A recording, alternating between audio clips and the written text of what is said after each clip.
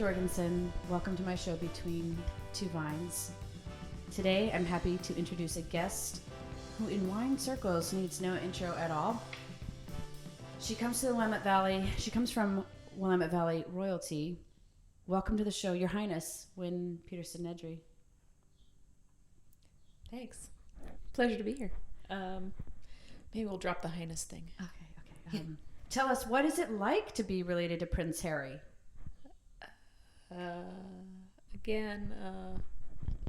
I guess he's aging quite well because he sure doesn't look old enough to have a kid, let alone a grandkid. Starter family? Second family? I don't think you get the... I'm not related to Prince Harry. Your dad, Harry. Yeah, he's Harry. He's royal, no? No, so that's a different family. Think you've got us confused here. But, my dad, Harry Peterson-Nedry, he's a winemaker, so not royalty. I think you're thinking of that British family. Okay. You have an adorable baby. Thank you. Something I'm also familiar with. Yeah. Do you think people buy your wines because they like them or because of your cute baby? Probably the baby. Yeah, me too. I'm definitely going to go for the baby. Me too. Some people like to distance themselves professionally from their family. Do you ever get grounded at work? Does your dad, Prince Harry, ever make you do chores or ration your pay like allowance? Are royals even allowed to get paid? Again, still not royalty. Yeah. And no, I don't get an allowance anymore. Yeah, still make my own money. In all seriousness, I am grateful to have Wynne here today to talk about her winemaking journey. This has been fun. Thanks. Oh, Leah. We're both new moms, and so I had to take a couple jabs at being new moms, but in all seriousness, we do have adorable babies. We do have adorable babies, though. It's kind of something we have in common. We'll stop talking about babies because that's pretty much how it goes. It does. It's scary. I need to stop myself. Was there ever a point in your early career where you rejected wine and the family business? I never rejected it. I always wanted to see what else my career path would do for me, where it would lead me. So after my undergraduate in chemistry, I went out and explored the world of research and development and pharmaceuticals and that kind of thing. And then worked at Oregon Health Science University for a couple years as well in a biology lab, but always kind of knew that I would probably be led back to Oregon. I just never made it a necessity. So I wouldn't say I rejected it. I just wanted to try other things before I made that commitment. That commitment's a big commitment. An undergraduate Bryn Mawr, right? Yes. That's another thing we have in common. We went to we went to women's colleges undergrad. And I also actually I went in to study chemistry because I was going to go pre-med. They didn't have pre-med, so I was going to do chemistry. And then I totally went off a different track. So, I did take a lot of chemistry. Winemaking, it's kind of related. It is. And that came on later for me, for sure. But, okay, so, what is your favorite part of the winemaking process? What keeps you inspired? I like the chance to work from new raw materials every year. I think that's kind of the exciting thing. You get one big shot at it a year, and you make your mark. And it's not like, I don't know, beer making or fabricating things where every day you can have a new shot if you want it. It's a once a year type of thing. You get one shot. Yep. And you're creating something from those raw materials that you don't have a lot of control over the raw materials. You do. You can choose where you source fruit from and how the vineyards are managed. But for the most part, you're leaving it up to Mother Nature. So what you get to begin with, you have to make into the best possible thing. You just did a harvest pregnant, and as did I, not recently, but 2 years ago, and started your bottling cycle with a newborn, which I did that as well. What has motherhood or the motherhood journey brought to your process or your way of thinking now? It definitely helps me restructure and prioritize my days. I'm doing a lot more computer work at night after he's asleep, and then, really crunching, not crunching, but making very compact those days out at the winery. So do as much efficiency as you can and get as much done in your trips to the production facility to get the most out of your day. So I've always been an organized person, but I think I'm hyper organized now. I have to be. Making lots of lists. I forget things all the time. It's a real thing. Yeah, I mean, a little bit of brain fog, because it was just normal. You're managing a new baby, so it's like especially if you're extra busy with work anyway, you probably have brain fog to begin with, but add one more important thing in there, and What has been your most proud moment as a winemaker? I was really proud of the 2018 vintage. So for a lot of different reasons that my dad and I had just set out on our own from our original incantation at Chehalem, and so we were focusing in on our original vineyard up on Ribbon Ridge called Ridgecrest, and it was the first vintage that I planned, executed, bottled everything from 2018 on my own. I didn't have any intern help that year, so I did all the punch downs, all the pump overs, all the pressing, everything for every wine in 2018. So to see those finished products and to get really good acclaim for them so far has made me really proud. So just to know that, yes, teamwork is a huge part of winemaking, but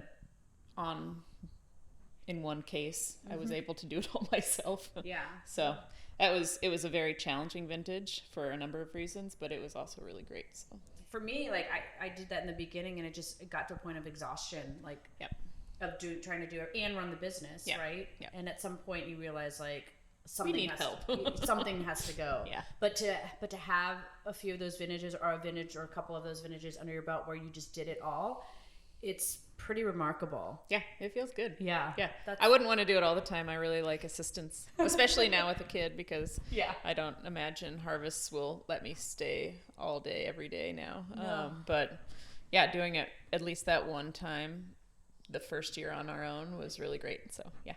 That's awesome. You went to school to study winemaking. What role do you think education has as a professional winemaker?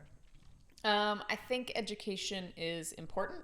Obviously, it is for most professions, but I think winemaking is one of those where you can get away without a degree. If you have great harvests under your belt, if you've worked in wineries, if you have people that are happy to answer questions and be mentors, or just relate to you in the winemaking arena, I think you can make it really far without that degree. My dad is a great example. He never went to school for winemaking. Yeah. He had a childhood where he grew up on a farm, so he knew a little bit about farming and applied that to grape growing. And then he had a degree in chemistry. Yes, we are very similar. And it did him very well as far as all the lab stuff is concerned. And then he went out there and worked harvests with various people that were just starting in the Willamette Valley. And as his grapevines were growing to a point where they could harvest the fruit, that's what he did. He learned and he experimented.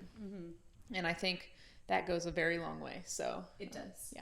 I don't think you need an education. I don't think you need the full schooling. You can look at books and learn from people. Yeah, I agree. I think for me, education was important in that, just out of curiosity, I'm one of those people, I want to learn everything I possibly can in something. It's not enough for me personally just to skim it. I need to learn as much as I can and then take away. I agree with that too. And part of my reason for going to school was because I did grow up in the industry, and so I had some kind of basis of knowledge, but I wanted something other than kind of the insular pod of Oregon as it was back then, to be able to broaden my idea of what winemaking is and how to do it.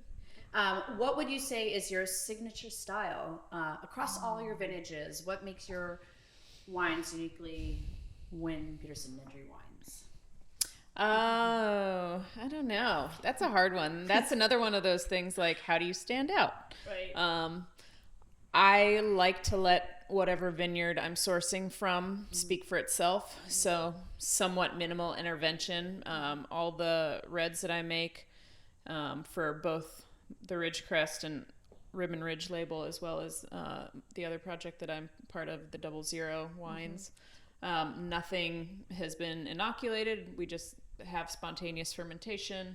You kind of let that vineyard site come through on its own. No additives as far as we can do. And kind of the same for whites. I really like great acid and fruit forwardness, aromatics, interesting varietals for whites. So not always just your standard Chardonnay, Pinot Gris, whatever. I love those grapes. Don't get me wrong. Those are fantastic. But things like Gruner are really interesting to me. We just planted an acre of Chenin Blanc up on Ribbon Ridge, which I'm really excited about. I've been trying to get that in the ground for about 10 years now, and we finally did it. That's cool. I love to drink Chenin. So basically, we plant what we like to drink. Lots of Riesling. So You make a beautiful Gamay too. thank you. I love your Gamay. That's a Gamay. Right I there. brought you a bottle. And a Riesling. Yay! Those will go down very nicely and probably very quickly. Maybe tonight. Yay, summer. Yay, summer. Well, how can people get your wines? Well, our wines are available online. We make our wines out of the Carlton Winemaker Studio. So if you're in the Yamhill County, Portland, Newburgh, Willamette Valley area, you can stop by there. Online, we're ribbonridgewinery.com. And the other side of things is 00, like the numerical 00wines.com. So always happy to talk to you. Thanks for having me. Thank you. It's been a while. I love these vines. Oh, yeah. They're not even vinifera. They're like, I think they're crimson something. I know. Table grapes. I don't even know if they're fruit producing, to be honest. Which is kind of funny. I don't know. Well, they're delightful. They're delightful, aren't they? They're vines, though. I love it.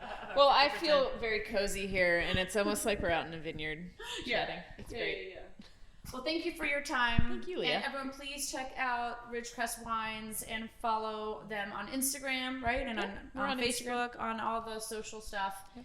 And you won't be disappointed. You have beautiful social media.